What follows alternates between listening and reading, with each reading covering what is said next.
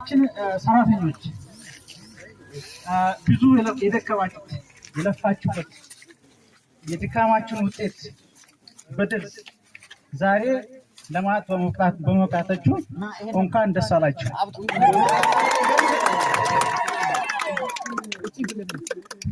የተከበራችሁ የሆስፒታላችን ሰራተኞች፣ የተከበራችሁ የማኔጅመንት አባላት፣ የተከበራችሁ የአካባቢው ማህበረሰብ አካላት፣ የተከበራችሁ ከፍተኛ አመራሮች ለዛሬው ድል በመብቃታችን በድጋሚ እንኳን ደስ አላችሁ።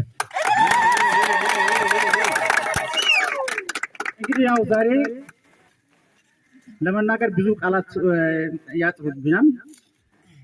አንድ መልእክት ግን ለማስተላለፍ እንፈልጋለን። መልእክቱም የዚህ የሆስፒታሉ ቦርድ ሰብሳቢ የዞን ዋና አስተዳዳሪ አቶ ሙዲን ሁሴን መልእክት ልኳል።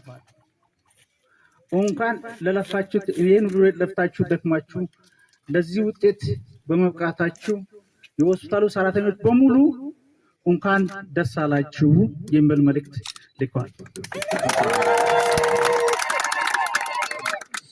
ይሄ እንግዲህ ያው ውጤቱን በተመለከተ በኢትዮጵያ ውስጥ 412 ሆስፒታሎች አሉ። የኛ ሆስፒታል አላባ ቁሊቶ አጠቃላይ ሆስፒታል በሁለተኛ ደረጃ ነው። በሀገር አቀፍ ደረጃ ሁለተኛ በማውጣት 10 ሆስፒታሎች በተሸለሙት የኛ ሆስፒታል አለ። ሁለተኛ ነው ማለት ነው በሀገር አቀፍ ደረጃ። በክልላችን ደረጃ አንደኛ በመውጣት እንግዲህ ከፍተኛ ውጤት ለማስመዝገብ ችለናል። ዛሬ ያየነው ደስታ እንግዲህ ጥሩ መስራት የሚችሉ በተግባር ስራዎችን በተግባር ማሳየት የሚችሉ የሆስፒታሉ ሰራተኞች ባሳዩት ውጤትና ጥሩ የአካባቢ ህብረተሰብ በመኖሩ ጥሩ ህዝብ በመኖሩ ለአንድ ዓላማ የሚሰራ አመራር ጠንካራ ጥሩ አመራር በመኖሩ የመጣ ውጤት ነው። ስለዚህ በመቀጠል በጣም ለማመስገን ወደው ከፍተኛ አመራሮች በቅንጅት የሰሩት ስራ ውጤት ነው። ከፍተኛ አመራሮች ለሆስፒታሉ ያላቸው አመለካከት ሆስፒታሉን እንደ አይናቸው በመመልከታቸው ሆስፒታሉን እንደ አይናቸው በመጠበቃቸው የሆስፒታሉ ሰራተኞች ሆስፒታሉን እንደ አይናቸው በማየታቸው በመጠበቃቸው የሚሰሩትን ስራ ከልባቸው ስለሚሰሩ የመጣ ውጤት ነው። ስለዚህ ከዛሬ ውጤት ማየት የምንችለው ምንድነው? መረዳት የምንችለው ማንኛውንም ነገር መስራት እንደምንችል ነው።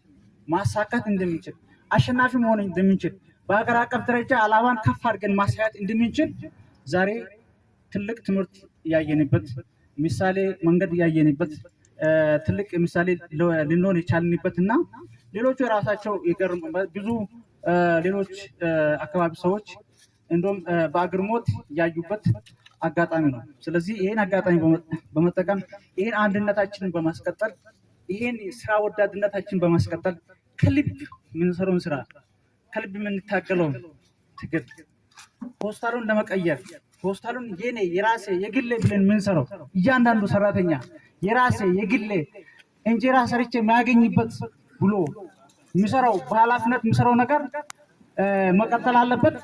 በጣም ወዳችኋለሁ። በጣም አመሰግናችኋለሁ።